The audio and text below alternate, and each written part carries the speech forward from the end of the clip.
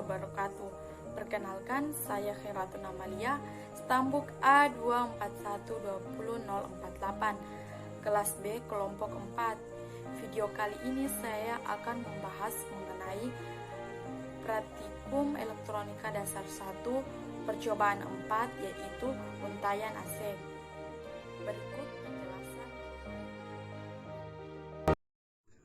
Tujuan pada percobaan 4 untayan AC yaitu yang pertama mengukur tanggapan amplitude dan fase untuk tapis lolos rendah dan tapis lolos tinggi pada untayan RC. Yang kedua, mengukur tanggapan amplitude untayan RLC paralel terhadap sumber arus tetap sinusoidal. Alat dan bahan yang digunakan pada percobaan ini. Yang pertama, breadboard atau papan rangkaian berfungsi sebagai tempat untuk meletakkan dan merangkai komponen-komponen elektronika menjadi sebuah rangkaian. Yang kedua, resistor berfungsi sebagai hambatan listrik. Yang ketiga, kapasitor berfungsi untuk menyimpan arus listrik. Yang keempat, induktor berfungsi untuk menaik turunkan tegangan bolak-balik, menahan arus bolak-balik, dan meneruskan arus searah. 5. Pembangkit isyarat atau signal generator berfungsi sebagai alat ukur elektronik yang dapat membangkitkan gelombang dalam bentuk sinus persegi 4 dan bentuk gelombang lainnya sesuai dengan kebutuhan. 6. Osiloskop berfungsi sebagai alat ukur elektronik, dapat digunakan untuk mengukur frekuensi, periode, dan juga melihat bentuk-bentuk gelombang serta bentuk gelombang tegangan listrik pada AC dan DC dari baterai atau catodaya. 7. Kabel penghubung berfungsi untuk mengalirkan arus listrik dan menghubungkan komponen elektronika.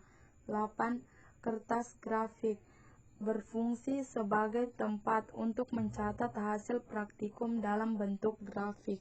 Untayan AC, rangkaian RLC adalah rangkaian elektronika yang menggunakan komponen-komponen kapasitor, resistor, dan induktor yang nantinya akan dihubungkan dengan rangkaian seri atau paralel. Frekuensi. Frekuensi adalah ukuran jumlah terjadinya sebuah peristiwa dalam satuan waktu. Satuan yang banyak digunakan adalah Hertz, menunjukkan banyak puncak panjang gelombang yang melewati titik tertentu per detik. Tinggi gelombang dan panjang gelombang. Tinggi gelombang adalah jarak vertikal antara crest dan trough, sedangkan panjang gelombang adalah jarak berturut-turut antara dua buah crest dan dua buah trough. Pengertian time per diff, volt per diff, dan VPP. Time per diff adalah saklar yang digunakan untuk memilih skala besar waktu dari suatu periode atau per satu kotak sentimeter pada layar osiloskop. Volt per diff adalah saklar yang digunakan untuk memilih besarnya tegangan per sentimeter pada layar osiloskop. VPP adalah besar sebuah tegangan dari nilai terbesar sampai nilai terkecil. Pengaruh time per diff, volt per diff, dan frekuensi terhadap gelombang. Pada time per diff yang diatur adalah periode. Jadi besarnya periode yang diatur pada time per diff akan mempengaruhi panjang gelombang yang dihasilkan. Pada volt per diff yang diatur adalah amplitudo. Jadi besarnya amplitudo yang diatur pada volt per diff akan mempengaruhi tinggi gelombang yang dihasilkan. Pada frekuensi, semakin besar frekuensi, maka semakin besar gelombang yang dihasilkan. Sebaliknya, semakin kecil frekuensi, maka semakin besar panjang gelombang yang dihasilkan. Tapis lolos tinggi. Tapis lolos tinggi adalah sebuah filter yang melewatkan sinyal frekuensi tinggi dan meredam sinyal frekuensi rendah. Prinsip kerja dari tapis lolos tinggi adalah melewatkan frekuensi tinggi dan meredam sinyal frekuensi rendah. Sinyal gelombang output yang dihasilkan dari tapis lolos tinggi adalah sinyal berfrekuensi tinggi.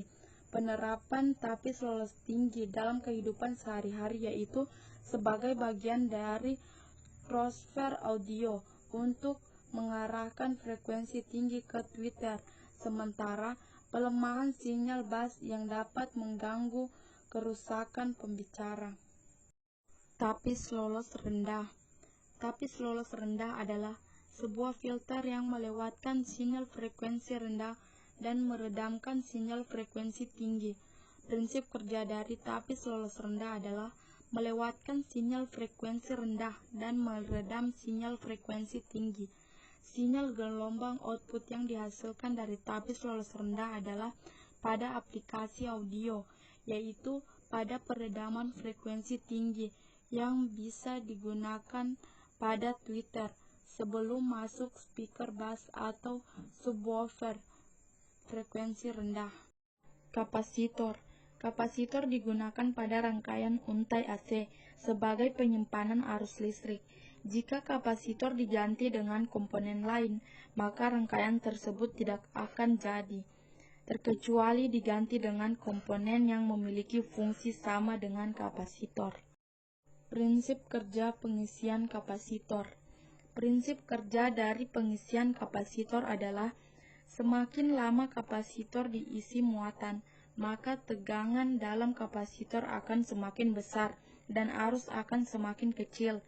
Karena dihambat oleh tegangan yang semakin besar dan semakin lama waktu yang digunakan, maka pengisian semakin lama.